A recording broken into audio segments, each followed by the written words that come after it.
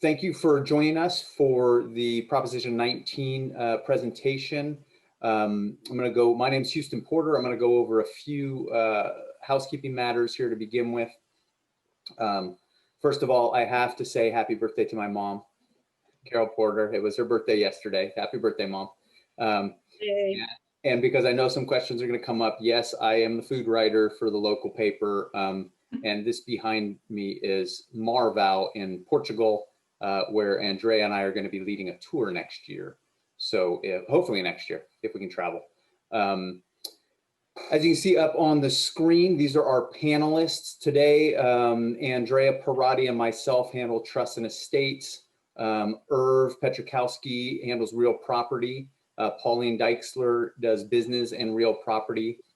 And then our CPA with Pacenti and Brinker is Alicia Cheruti, sorry, from here in Petaluma. Not going to go into their backgrounds just so that we can save some time here, but these are all local people. And if you have questions, we'll have contact information at the end.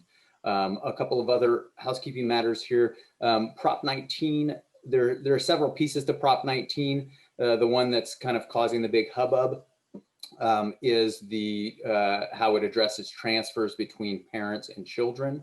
And so that's what we're going to focus on today. There is a lot of talk. All of us have watched a lot of professional seminars meant for our industries. So we're going to try to disseminate some of that information. But please understand we have both professionals and our regular clients watching. So we're not going too in depth here. It's just to kind of plant the seed, give you an idea, and hopefully answer some of your questions. In some of those seminars, there has been talk of fighting Prop 19.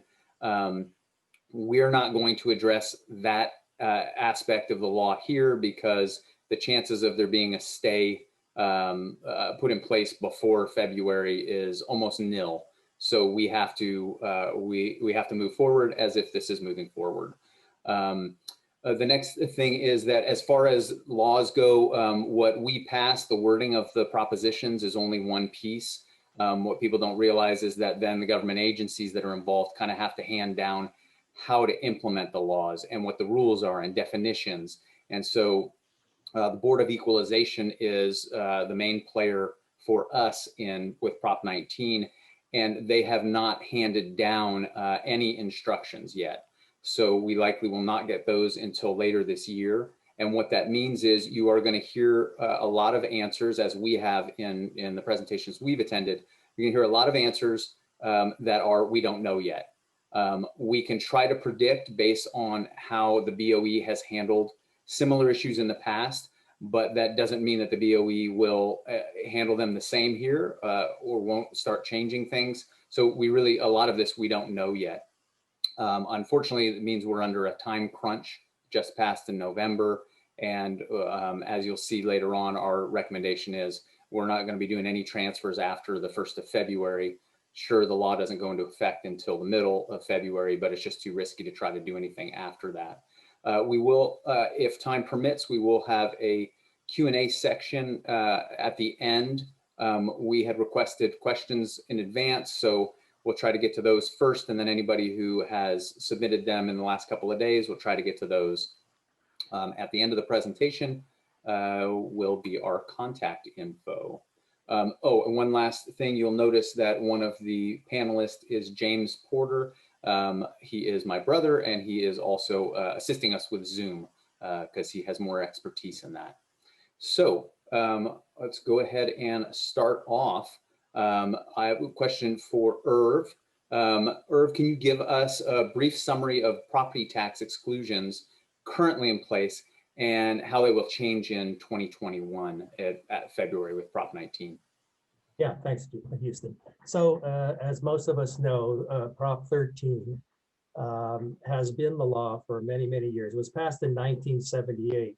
And many of you probably weren't around in 1978, but what happened was the legislature basically abdicated its responsibility as people were very disturbed by the great increases in property tax. So Prop 13 limited the amount of property tax and has been the law since 1978. Um, and under that, you could pass to your children your primary residence, regardless of what it was worth. If you paid $100,000 for it, 50 years ago, and it's now worth 3 million, you could pass it to your children under Prop 13 without having it be reassessed. You could also pass property, other property other than your residence, up to $1 million of assessed value, not fair market value, but assessed value to your kids without having the property reassessed. That's all come crashing down effective February 16th with Prop 19. So what's going to happen now is the only way you're going to be able to keep your home from being reassessed is if your children actually live in it and make it their primary residence and file for the homeowner's exemption.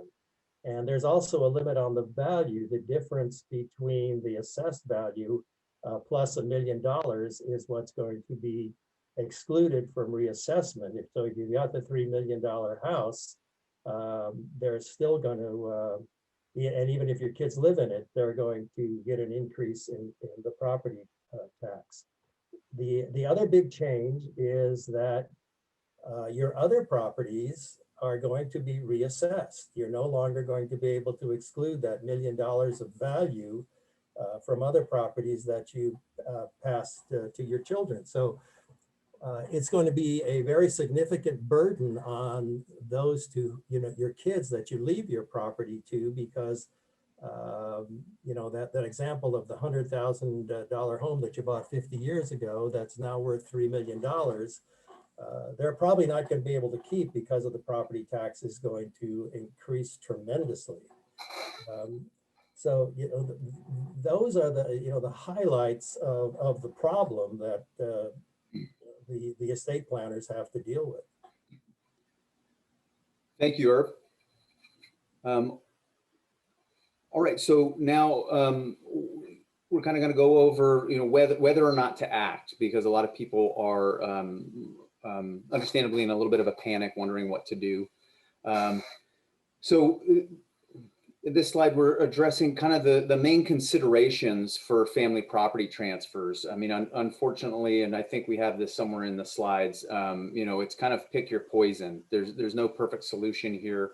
And it comes down to a balancing of the considerations, retaining your current property tax rate. So will your kids get to have that same low tax rate? There's also the issue of retaining the step up in basis for capital gains tax.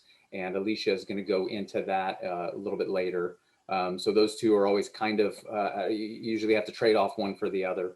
And then finally, the one that a lot of people don't think about is the control over the property and the risk of loss. And this has to do with,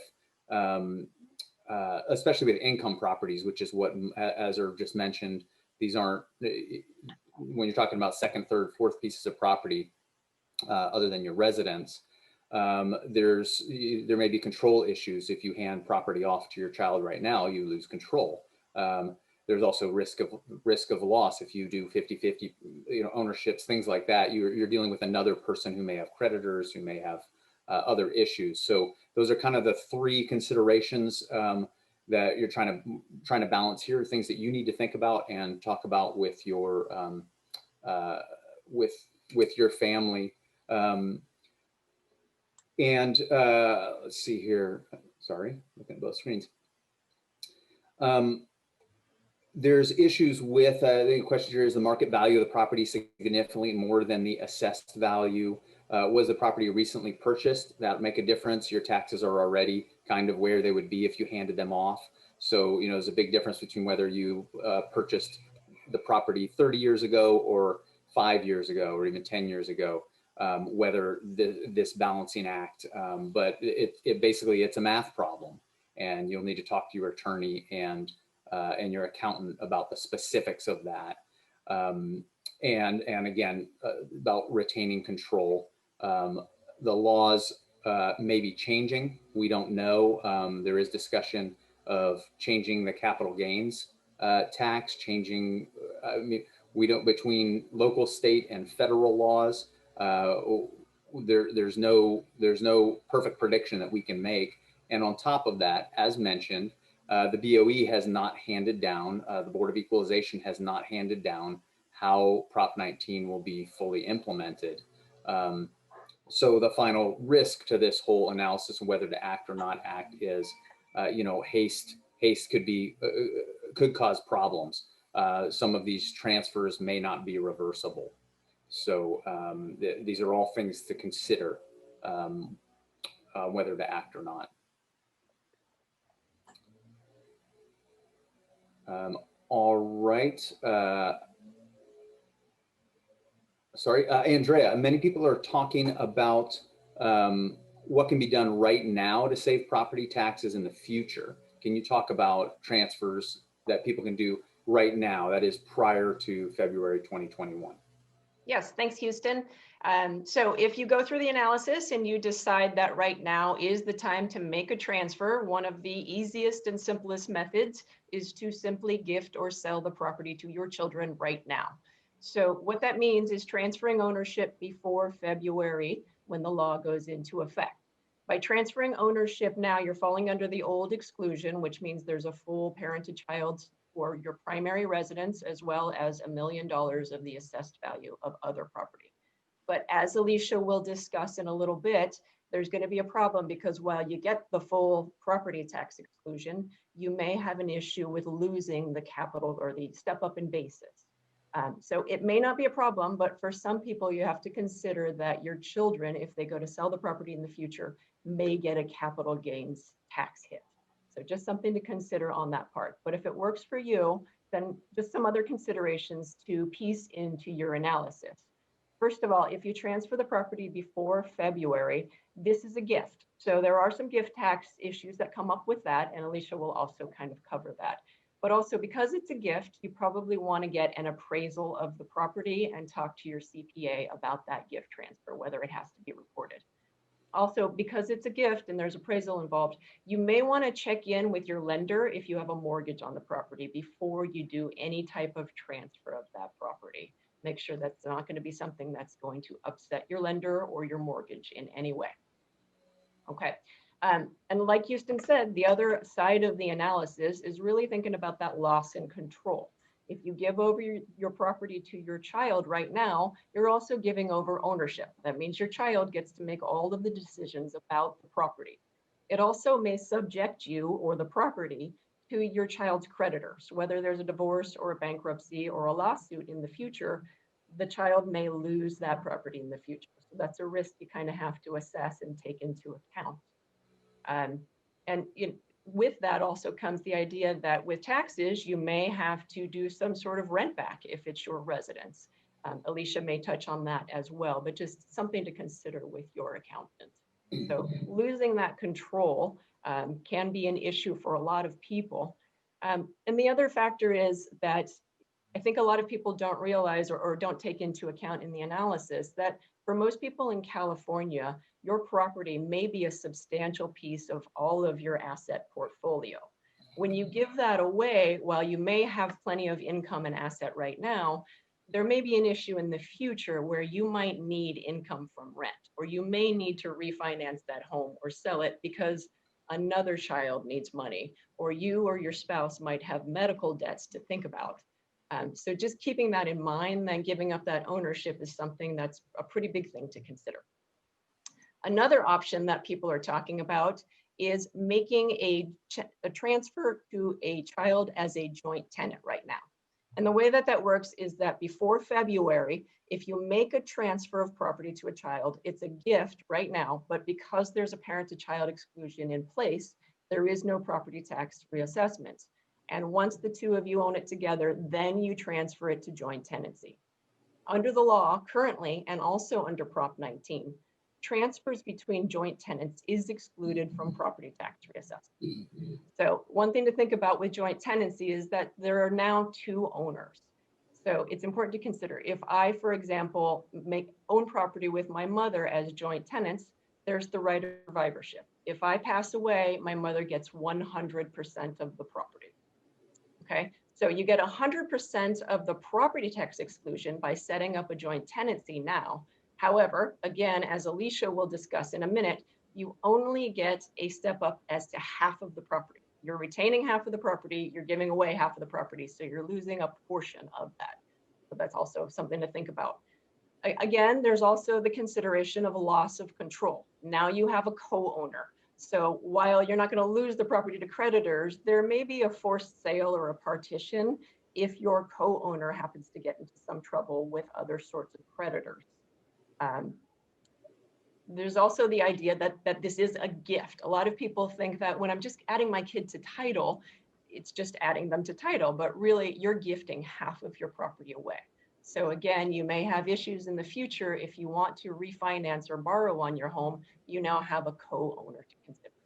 The other important thing to think about with joint tenancy is that because there is a right of survivorship, it can be unilaterally severed by a co-tenant, whether or not it's accidental. So somebody can change that joint tenancy, which might result in a property tax effect that you didn't intend, or potentially a probate if it's done in a way that you weren't aware of.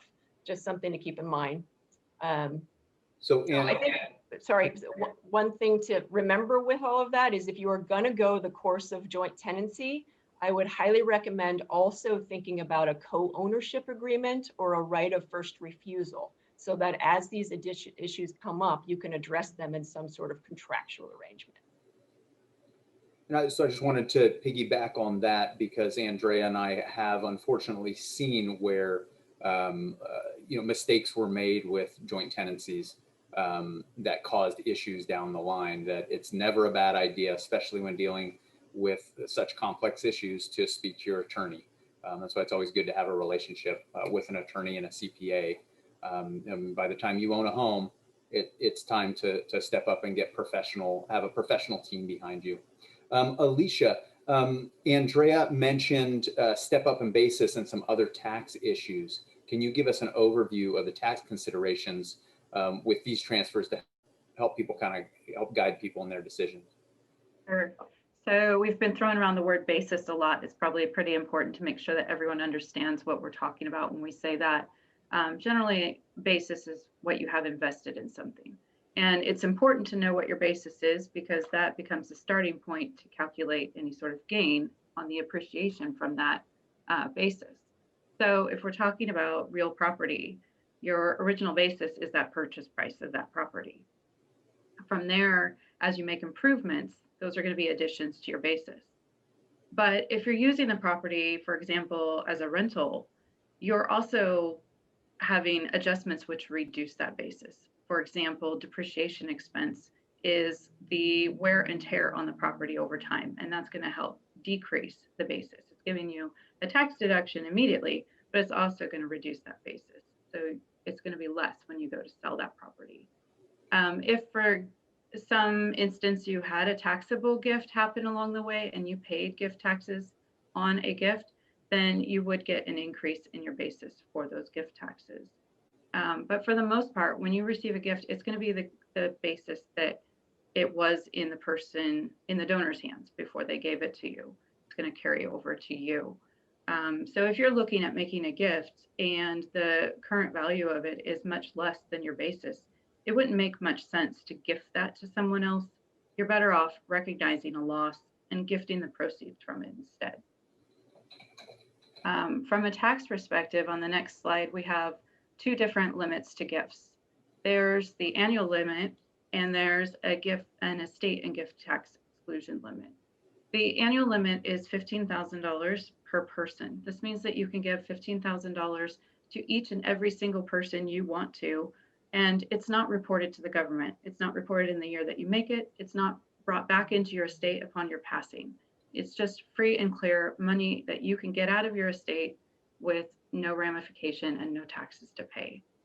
The second limit we look at is the estate and gift exclusion. And this is currently at $11,580,000. This amount fluctuates based on what's going on in Congress. We've had exclusions as low as 675,000 in the early 2000s. It's gone up to 1 million, it's gone up to 5 million, and now we're currently at around 11.5 million based on the most recent Tax Cuts and Jobs Act. This is a really important number. This is higher than we've seen in a lot of years, and it's really a great time for estate planning to be able to work with that large number and really make a plan for getting your assets out of your estate in a way that saves you taxes. If it drops back down, you know, you're at a much greater risk of having an actual taxable estate. And what does that mean? Well, we don't actually pay tax straight on that $11.5 million. We have a few factors that come into play. Much like your individual return, there are going to be expenses and things that you can help offset that taxable amount. And there's also what's called an annualized credit. The annualized credit right now is about 4.5 million. And this works kind of like an itemized deduction. It reduces that gross estate amount to bring it down to kind of something more reasonable. And then you pay 40% taxes on that. All of that, though, needs to come with the caveat that we're on just about to change over to a new presidential administration, and we're looking at a change in congressional power. And so with that, all of these laws that we're talking about and the tax rates and the exclusions and things that we've mentioned are really only locked in through 2025. And I only say locked in because that's the most current law. What we know is that the tax laws are just going to keep changing. We've seen that this last year as we've had a wild ride of, you know, PPP loans and all kinds of things roll out, stimulus packages and the like. We're likely to see some changes coming in the tax arena, both from an income tax and an estate and gift tax level. So President-elect Biden's proposed a number of increases and changes, generally increasing taxes for the wealthier meaning those who have over $400,000 of income. We're looking at higher corporate rates, higher individual rates, limits on deductions, limits on items that pass through into an individual return from holdings like your S Corp or your partnership or a trust that might pass income to you.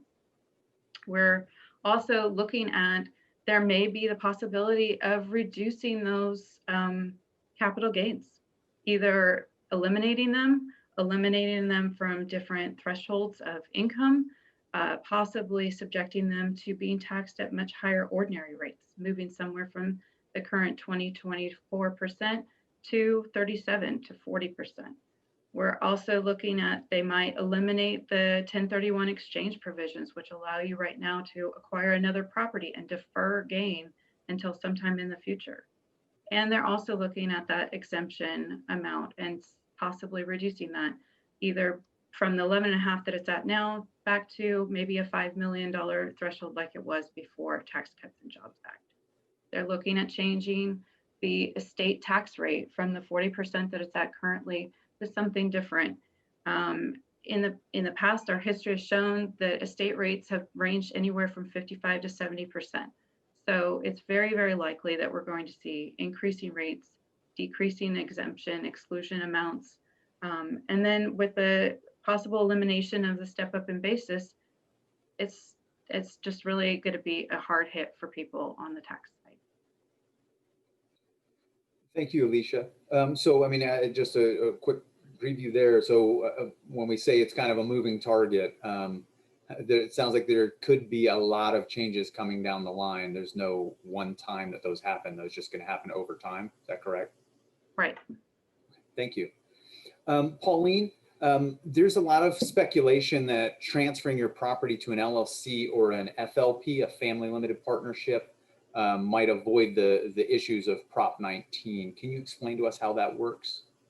Sure, yeah. So the question becomes, is there some type of business entity that you can set up for your situation that makes sense, that can be structured to avoid a bit of the reassessments that could no longer be avoided. And just on the outset, I want to mention each case is super specific. And I'm going to give you kind of a general overview of the factors that are considered, but if you have any inkling that perhaps an entity or an LLC or an FLP is appropriate or maybe appropriate for you, you contact your attorney, contact one of us soon, so we can see if it makes sense to set an entity up for your specific situations. So with that being said, LLCs are reassessed at different points. LLCs are reassessed when there's a change in control or a change in ownership. And that is a 50% plus threshold. So if a property is owned 50-50 by individuals, if it's owned by an LLC, the ownership really goes through the LLC to the LLC members, and it's owned in proportion to their ownership of the membership interest of the LLC. When a property is owned by an LLC and it is transferred, if more than 50% of the LLC membership ownership interest is transferred, that triggers a reassessment. So you would have to set up a situation where less than 50% or less than 51% actually would be transferred. So there's certain situations where that could happen, but where you want to first consider the cost of setting up the entity, the cost of maintaining the entity. And again, you have to look at the balance of the cost of doing all this, structuring the entity so that perhaps you can avoid a reassessment, but then you also have the cost of the entity that you need to worry about maintaining the entity on an annual basis. So, you know, it's all a balance. How much are you going to save potentially by setting up this entity, and how much is it going to cost to maintain an entity, to form and maintain an entity? So, and I'm not going to get into the costs there, but there is a setup cost for entity formation and then annual costs as well. So let's look at the two situations in which a transfer would trigger a entity reassessment. And there's two ways: is when one transfer is more than 50%, but there's also when many transfers or a few transfers add up to cumulatively be more than 50%. So either of those situations would trigger a reassessment. So there is certain situations where a property is owned by an entity, or you want to have it owned by an entity, and you can transfer a certain amount to your children, perhaps, so that you would avoid the 50% plus threshold and triggering a reassessment. I have a couple of examples here. I don't know that they're worth going into. They're a bit complicated, but the idea is to transfer the interest so that no one member is having more than 50% ownership interest. So you're transferring part of ownership to children, perhaps, so that no one person owns more than 50%, and you're not getting a reassessment based on that. So let's just talk about, so normally when a transfer of property, and this it goes back to when someone becomes aware, or when the BOE becomes aware that the transfer happened. Because when we're recording transfers and selling pieces of property, the recorder becomes aware, and you have to fill out a form with the recorder's office of your county, notifying everyone that this property is being transferred. And that's when the property tax assessment question comes into being as a, that's when it comes up. With transfers within LLC members, it's there's a little more of it doesn't come up automatically, but you are required to notify the BOE of any transfers when you reach 50% plus, or any change of control or of 50%. So there's a self-reporting facet to this that I have had clients in the past who have not reported, and then eventually gotten found out by the BOE for not reporting the transfers within the LLC. So you want to be careful, even though the county isn't being made aware of the sale because it's a transfer between an LLC member. There is a self-reporting requirement for notifying the BOE of transfers of membership interest in LLC. And when I mention an LLC, it can be an LLC, it can be an FLP, it can be a corporation, any entity that is created to hold property. The rules apply equally with regards to all different types of entities. So I don't know if I have time to get into an example or if I've gone already over time. How am I doing on time here? I think if we could move on to the control of the LLC and the financing and encumbrance, encumbered properties, because people need to talk to an attorney to get those specifics. Yeah, no, absolutely. So one very important factor to consider when you're thinking about transferring a property into an LLC, forming an LLC, is this property encumbered, and is there a mortgage on the property? Will the lender be willing to allow a transfer into an LLC? Or will the lender not allow a transfer into an LLC? Lenders like to have people obligated to pay their mortgages and are less willing oftentimes to grant a mortgage or allow a transfer of a mortgage to an entity that perhaps didn't exist a year ago or 6 months ago, a new entity that doesn't have much of a credit score or history with paying mortgages. So another factor to be really aware of and to check into before you consider transferring into an LLC is there a mortgage on the property? Will the lender agree to allow the mortgage to be transferred into an LLC? So that's something that you have to look into at the onset with your mortgage company and with your CPA. Okay, great. And can you cover the removing and transferring property out of the LLC? So yeah, there is again a couple of times when transferring a property to or from an LLC will cause a reassessment. Let me just hit on this once because I didn't mention it before.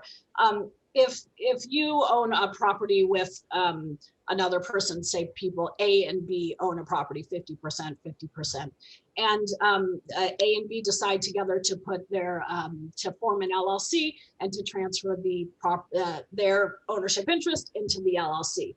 As long as A and B 50-50 ownership transfer into an LLC, which is a 50-50 ownership under the LLC, there will not be a reassessment. A proportionate transfer where the proportionate transfers of ownership remain the same, there's no reassessment trigger. So if A and B have own a property and they decide to form an LLC and transfer it into and transfer ownership into the LLC, as long as A and B own the LLC membership and equally, then there's no reassessment. But if A and B decide to add in C, when they transfer it to the LLC, there is a reassessment triggered on 100% of the property interest. So you have to be really careful when you initially form your entity, be it an LLC or a corporation, that you don't want to have a reassessment triggered immediately when you're putting the property into the LLC. So you have to make sure that the proportionate ownership interests are the same, remain the same, in order to avoid triggering a reassessment when transferring a property into the LLC. As long as the proportionate interests are the same, transferring into or out of it, that's not going to trigger a reassessment. So, so that initial transfer into or out of the entity, really just dealing with the form in which one holds property, the format in which one holds property, that should not trigger a reassessment as long as your proportion interests remain the same. Great, thank you. And thank you for that example. And Alicia, can you talk a little bit about the income tax issues that may come up with transferring to and from a LLC? Sure. So I guess there's maybe a few points to make here. One, to Pauline's point, there's a self-reporting going on about these transfers. Every tax return that you're filing, every partnership tax return in the state of California does ask that question about the change in ownership. So that's another trigger question that's, they're all talking to each other, the assessors, the Board of Equalization, the Franchise Tax Board. So it's going to get found out if transfers are being made. Another critical thing, the LLC, what people get very confused about is that we have a gross receipts tax in the state of California. So if this property is perhaps being rented, you may have to pay a tax, even though the entity isn't really paying a tax. On a federal level, on the state level, you have the gross receipt fee, and that's a scale set up based on your level of receipts, which is your top line income. So even if you're not making money from this rental, you could have at least a minimum tax of $800. It could go much higher depending on your receipts. So that's something to be aware of. The main things to be aware of is you can't really just contribute property into this LLC and hope you can defer your gain and push that out. There are accounting rules in place to prevent that abuse from happening. And so there's a tracking that happens. And if you are in fact contributing property that is appreciated to the LLC, you're likely going to get hit with the realization of that gain when it eventually sells. So just keep that in mind. Again, it's really important to kind of work with your professional team to make sure that you're aware of what's going to happen to you, either on contributing that property, taking out that property. Again, the proportional interest is a really big deal. So work with your team to make sure it really does make sense. All right, great. Thank you for that. Irv, I've got a couple of questions for you, but I want to quickly let participants know there should be a Q&A option on your screen. So feel free to submit questions. Like I said, if we have time, we will get to those now. If not, we will get to those later. I'm sure we're going to be communicating with a lot of you about specific questions. If for some reason you cannot access that Q&A, just use the chat feature, and James and I will be able to see that and help to cull those questions. All right, Irv, so we're hearing about financing and encumbered properties. Can you just give us a quick idea of the due on sale clause, how that might come into effect? So when you buy a property, and you get a loan on it, you sign a promissory note promising to pay the bank back, and you sign a deed of trust, which gives the bank a lien on the property so that in case you don't pay, they can foreclose on the property. Very few people read those documents, but they almost universally have a due on transfer clause. So that means if you transfer the property, the bank has the right to call the loan due. So there are both state and federal prohibitions on calling the loan due if you transfer the property to your kids, which is mostly what we're concerned with. There are other other exceptions such as transferring to a spouse or in a dissolution of marriage. But when you're transferring a property to an LLC, that's not your kids. And the GARN Act, which is the federal act that was passed in 1982, specifically talks about transferring it to your family.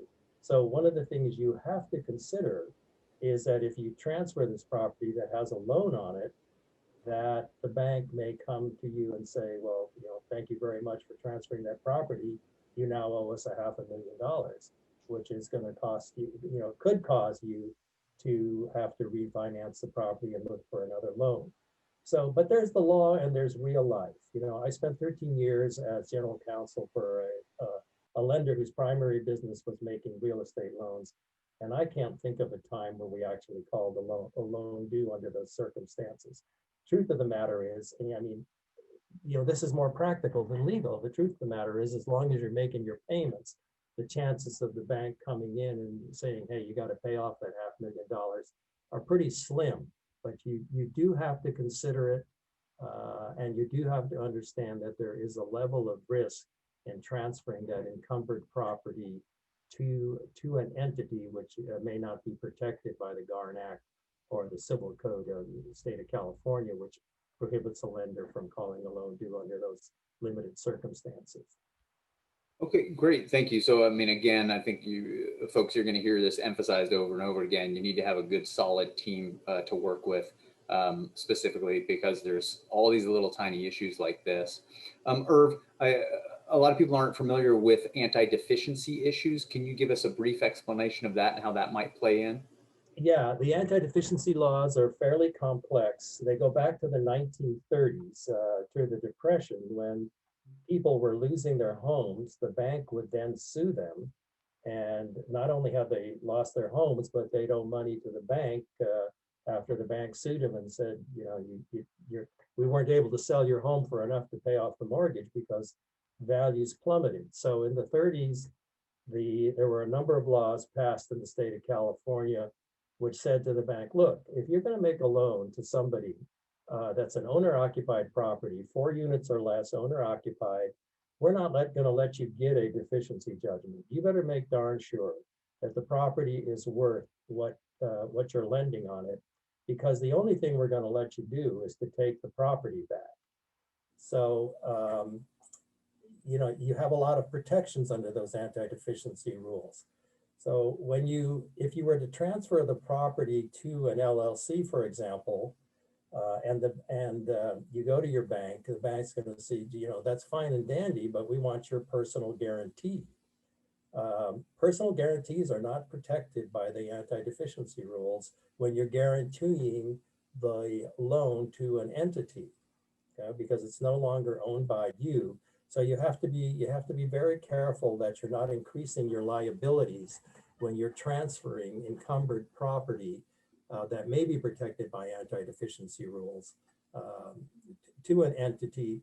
And people come to me sometimes. They'll say, "Geez, I want to go on the loan with I want to help my kids borrow to buy a home, and the bank wants me to guarantee the loan." You say, that is the last darn thing you want to do, because you lose anti-deficiency protections. What you want to do in a case like that is go on title to 1% and actually become a borrower on the owner-occupied home that's protected by the anti-deficiency rules. So just to be aware, when you make a transfer to an entity, have the anti-deficiency rules looked at, because they can come back to bite you. Thank you. And finally, does homesteading, which is a term we don't hear a lot of in California, but does homesteading mitigate any part of Prop 19? No, absolutely not. There's been a drastic change in the homestead starting January 1st of 2021. The homestead amount. So let's talk, briefly a homestead. What that means is that there's a certain portion of the value of your home that a creditor cannot reach, right? Somebody has a judgment against you, for whatever reason. Your home is protected, and until the first of this year, the maximum amount of equity in your home that was protected was $175,000. And that's only if you were a disabled senior. It's as low as 75,000. So in January, as of January 1st, the law changed to provide that the homestead exemption is now the amount equal to the median price of a home in your location, with a maximum of $600,000. So in Sonoma County, where the median price is over $600,000, you can now protect $600,000 of equity from a creditor. And the minimum is $300,000, but it doesn't help you in Proposition 19 whatsoever. Thank you, Irv. Andrea, what about transfers to a trust? How does that work? Yes, there's a lot of talk lately about how trusts are going to save the day. And just to clear up a little bit of a myth that I've been hearing, I don't have to worry about Prop 19 because my property is already in a trust. Most of you who are listening to this seminar probably have a revocable living trust. There is absolutely no protection from Prop 19 with a revocable living trust. What people are referring to is an irrevocable trust. And by its very nature, an irrevocable trust it cannot be undone. It's usually set up to avoid estate taxes or to avoid creditors by moving the property out of your control. So you can imagine what we were talking about earlier with all the control issues that come up with that. Irrevocable trusts are kind of dangerous for putting your primary residence into because of, again, difficult to borrow on it. You have the lack of control, and also you're dealing with other beneficiaries. But what people are kind of referring to is when you have a revocable living trust and you transfer your property into that trust during your lifetime, there is no reassessment of property taxes because technically the Board of Equalization and the assessor's office doesn't see that as a change in ownership. The change in ownership occurs when you pass away. When you die, that's when they start to look at it and see whether there's a transfer that meets the exclusions from property tax reassessment.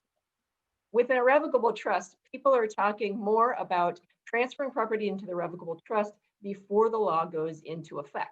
That way you escape some of the property tax exclusions for a transfer between parents to child. But as Alicia will talk about in a little bit, there are very creative and complex ways to be able to design this irrevocable trust so that there still is a step up in basis. So you may be able to enjoy the property tax advantages and the step up in basis, but it's a very complicated and very expensive transaction that is going to be hard to do in the next few weeks. So just a couple of things to consider with the irrevocable trust. Again, with primary residences, it may not be a good idea. Also, again, by its very nature, an irrevocable trust cannot be unwound, usually without a court order. So you put the property tax or you put your property into it and you change your mind later, it's going to be difficult to deal with that. You're accountable to the other beneficiaries.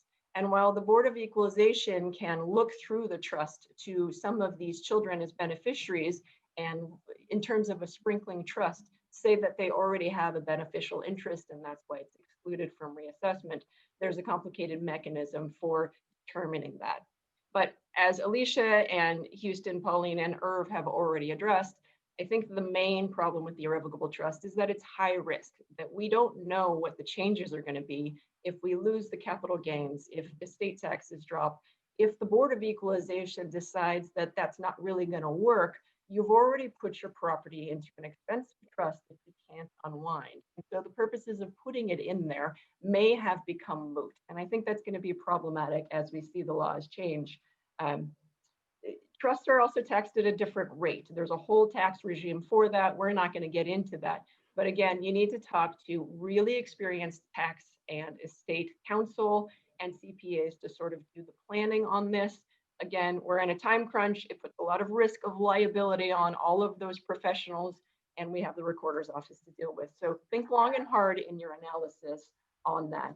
And if Alicia could just touch briefly on how that step up in basis might work with a grantor trust. Sure. So an intentionally defective grantor trust, or an IDGIT as we like to call it, it's kind of like you, the grantor, put this asset into the trust and you are going to pay the tax. any income from that property that's in the trust is ultimately going to flow into your personal return, and you're going to pay the taxes. So in that respect, it's kind of a nice way to set aside something to grow. But from the flip side, once you pass on, that's going to be considered as part of your estate, and that's where then those assets would step up. So it doesn't really do anything to help you in a Prop 19 situation. It may help you in a capital gains situation, but again, if the capital gains go away, the exclusions reduce, you may still face a lot of trouble. So like Andrea said, it could be a very expensive move that ends up not helping you in the long run. Also, just another note, this is probably just a prediction, but the Board of Equalization has really cracked down in the past few years on transfers to multiple children out of trust and figured out guidelines on that. As Pauline mentioned, they've also cracked down on LLCs transfers to say, if this is a step transaction to avoid taxes, we're not going to allow that. And I really have a feeling that down the road, the Board of Equalization is going to look at irrevocable trust and say, you did this to avoid property taxes. We're not going to allow it. And now you can't get your property out of it without a court order, probably. Thank you. Andrea, that's a great point. I mean, again, folks, we don't know what the BOE is going to say down the line. We don't know how taxes are going to change without that guidance. Unfortunately, we vote the law in, and thinking that it's based on the language that we saw, but it's a lot more detailed than that. As Andrea mentioned, some things to consider. February 1st is kind of the deadline that us attorneys and CPAs are using, just because we're going to have to deal with the recorder's office. This isn't something where we just press a button and it's done. You may need to talk to your lender, your attorney, your accountant. Definitely, you want to talk to your family. A lot of people make assumptions about what their kids are going to do, only to find out later that their kids didn't want to keep the property forever and that they planned on moving to, wherever, Idaho, and are going to sell the property. Well, all of a sudden you were trying to save on property taxes, yet they're going to get hit with capital gains taxes. So definitely the discussion with your family is a really important piece of this. Again, changes in the laws. We don't know where any of those are going, so nothing is certain. And then something to consider is the risks of transfers into irrevocable trust, into LLCs, gifts. Some of these are not reversible, and you may be losing control. You may all of a sudden, you've given half to your child, and your child had a creditor, and now you're owning with somebody that you didn't plan on owning with. So there's a quick example, Andrea, if you could kick back one. This is just a quick example. Now, it really is a math problem, and these are very simple, straightforward numbers. Everything changes a little bit. Your taxes change a little bit every year. Your assessed value changes a little bit every year. So nothing here is exact. This is why we say you really need to talk to your own people. You need to talk to your accountant and your attorney, because it's no one size fits all. But just real briefly here, talking about a property tax savings for your child. So you have a non-residential property, a non-residence, not yours. It's a rental property, let's say. And I know there's a lot of people listening that have a residence they're going to leave to a kid, but then they have other residents, their residence they're going to leave to their kid. Then they have rental properties that they're either going to leave to that same kid, or they have multiple children. And those are, as everybody has mentioned at one point during this presentation, those will get reassessed. So here's a non-residence purchased 30 years ago with an initial home value of $150,000, current $1,050,000. The current property taxes are roughly $36,000. That's what we passed on to your child. The reassessed property taxes would be $12,000. So there's a big difference there. And if you look at it over time, that child's savings over 20 years would be $210,000. That's money that they don't have to pay to the county. And over 40 years, let's say they've decided they do want to keep the home forever. They're going to live in it. They're going to pass it on to their kids. After 40 years, it's over $500,000 in savings. So And at the end of 40 years, because taxes have gone up, that 36,000 will have gone up to roughly 8,000. It all depends on values, but 40 years from now versus Prop 19, that's the difference in monthly. The grandkid in 40 years from now, or your child, $8,000 if they've retained your assessed value as opposed to 28,000. So just one little example, but this really goes to show why it's such a math issue. Okay, great. So I think we do have a couple of questions. One of the questions we have, I have minor children. Can I transfer the property now to them or set up an LLC for them? I think I'll throw that to you, Andrea. Sure. Generally speaking, you can transfer property, but minors can't own property. You're going to have a custodian or a guardian on title for that. And also, if you're thinking about setting up an LLC for minor children, children can't enter into a contract also without some sort of guardian or custodian. So I'm not sure how that's going to work. Okay, great.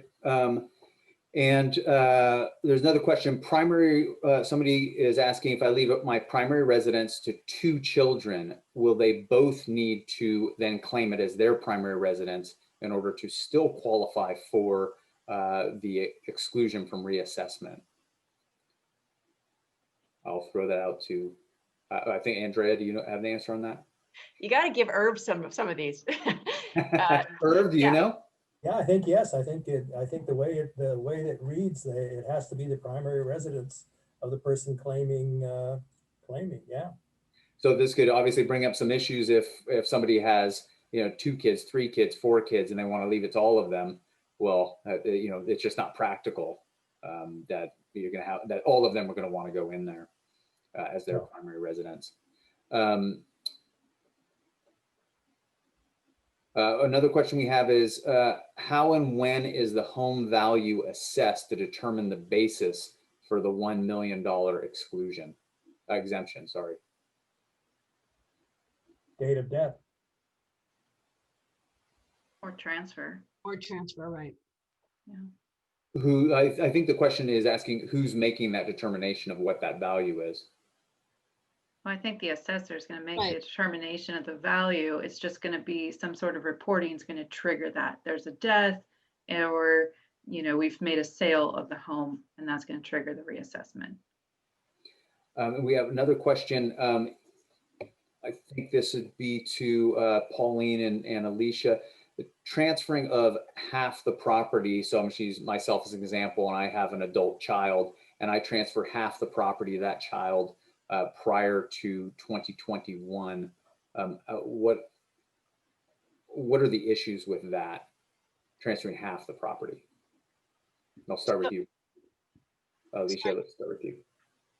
So I would say if you're transferring half, you've probably eliminated the ability to step up that piece. It's now in the kid's hands. So you lose that potential.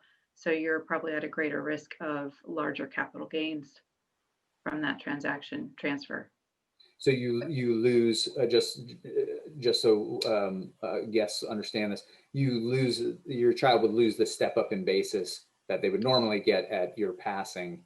Correct. At the same percentage that you've given them. Correct. You'd probably be better off in that example of transferring it into a joint tenancy before you transfer to the child half and then into a joint tenancy to get the full property tax exclusion, even with only half the step up in basis. Okay. Pauline, do you have anything to add on that? Yeah, and the timing obviously matters also, but the 50% transfer wouldn't necessarily trigger a reassessment, and we have the parent-child exclusion as well, as long as the timing is right. So, yeah, the timing is important here. Houston, Okay. can we try to wrap up a little bit, because people have to go, and maybe the rest of us can stay on for a few more minutes to answer a few questions. But of course, our contact information is there. We will forward some of these questions and make sure they get answered. Yes, absolutely. Yeah, just wanted to throw it to each of you for maybe 30 seconds, just kind of a wrap up, brief takeaway. Start with, I'm just going to go in the order of you on my screen. Andrea. Yeah, my takeaway is definitely to revisit your estate plans. If you have a system where you're going to leave property to all your children and you already know that one child is going to have that house as a residence, it's time to revisit that and clean it up. Great, thanks. Irv? I don't really have anything to add to that. I think if you're going to try to circumvent Prop 19, the bottom line is you have to do it carefully and professionally. Great, thanks. Pauline? Yeah, I'll agree with Irv there. Each scenario is going to be very specifically tailored to the number of people involved, the amount of properties involved. So it's an analysis that's very specific, and the sooner you get in to meet with your CPA or your attorney, the sooner we can see if there is any circumventing to occur potentially, or if there isn't. So, time is a factor here. The sooner you get in and start that analysis, the better. Great, thank you, Pauline. And Alicia? I would just probably say if the math works and makes sense, then maybe it's something to do as long as you can get a plan in place in time. But again, working with your professional team to figure out, are there some other consequences that you are going to have to be prepared to suffer? Kind of like what they've already said. My guess is if you've come up with a loophole or a great trick, there's going to be some sort of guidance or regulations to prevent that circumventing of the rules. And very truly, this was meant to be something to raise taxes and encourage the turnover of real estate. And so I think all the rules are going to bend to that direction. Thank you, Alicia. And then I'll just real briefly just piggyback on a couple of those. Obviously, it's a math problem, as Alicia mentions. As Pauline said, you got to talk with your professionals. It's going to be specific to your situation. A lot of this, when it comes to the math, is also you're just kicking it down the road when it's, eventually it's going to get reassessed. So, how does the math work to make sure that that timing works to your benefit? And also, just a quick caveat here. I mean, we kept this very general because your specific situation needs to be addressed specifically with your numbers and what you're trying to achieve. So none of this is legal advice on what to go do right now, especially because we don't have that answer. And then I'll just address one quick question that popped up, which was if you have rental property in another state, are there tax consequences the same as California? And as far as Prop 19 goes, Prop 19 is a California law. So it has no effect on other properties in other states, but you definitely should talk to a tax professional in the state that those properties are in, because obviously federal tax issues overlap everything. So thank you very much to all the panelists. To our guests, our contact information is there. Please feel free to get a hold of us with any additional questions. And we did record this, so if you would like to get a link to the recording that should be up by this weekend, please let me know, Houston@apattorney.com. Thank you very much.